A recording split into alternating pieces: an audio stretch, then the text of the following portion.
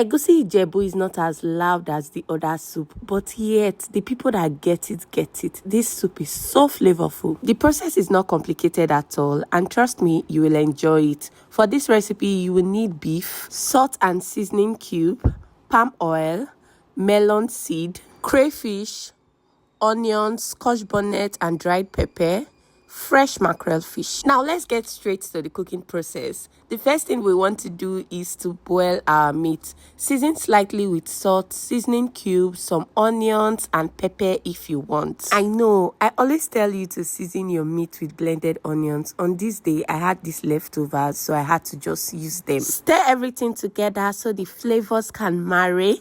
Cover and let it cook over medium heat till soft and tender. While the meat is cooking, let's prep the melon seed. We call this egusi. This is what it looks like. You can get them peeled or unpeeled. Whenever you buy these seeds from the market, don't be in a hurry to just grind, blend and use. No, it doesn't work that way. You need to select, take out the bad ones, wash before using. Afterwards, transfer the washed egusi seed onto a pan over medium heat. You can even use low heat, okay? Toast the seeds until they are slightly brown and they begin to pop up. You should hear those sound like you're making popcorn. Yes, that's when you know you can off your gas and your egusi is ready for use. Let's check on the meat. The meat is ready, but if yours is not well cooked, you can add more water, cover and let it continue cooking. Mine is ready, so I'm just going to take it off the heat. Now, get another pot, add in a generous amount of water.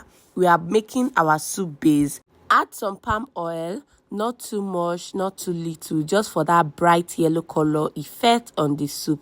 Cover and bring this up to a boil. While that is cooking, let's blend the melon seed. Add your toasted melon seed into your blender. Some scotch bonnet. I'm using 3, but you can add more depending on the heat you can tolerate. Some dried chili pepper, onions, crayfish or crayfish powder. Lastly, water to aid the blending process.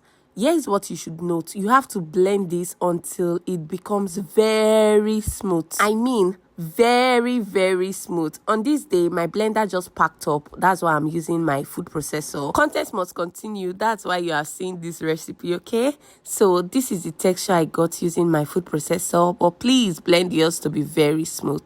Back to our soup base. You can see from the video it is boiling right now, so you can add the blended egusi mixture. Just pour that in. If you want to stir, you can stir, but I just covered the pot and let it continue cooking.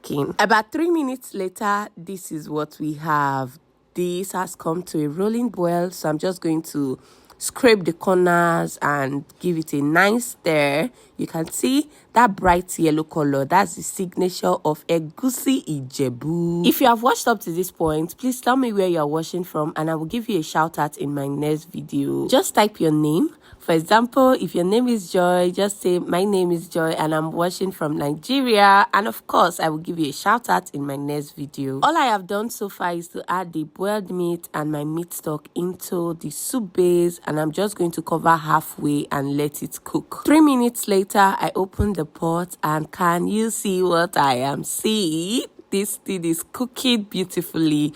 I'm going to add salt, seasoning cubes, and my fresh mackerel fish. This fish is very important in this recipe. The taste, the flavors it brings, very delicious. There is one key ingredient when cooking Egusi Ijebu, and as the video proceeds, I am going to show you. You must not miss it if you want that correct and authentic Egusi Ijebu vibe. I am going to reveal it in 1, 2, 3. What you need is ogiri. The way this thing will take your soup from 50 to 100 is unbelievable. Just dissolve it and add that in. Give it a good stir. And guys, soup is ready. As always, thanks for watching and I will see you in my next video. But before you go, please like, share, drop a comment or what you want me to cook next and I will gladly do it for you. Bye guys.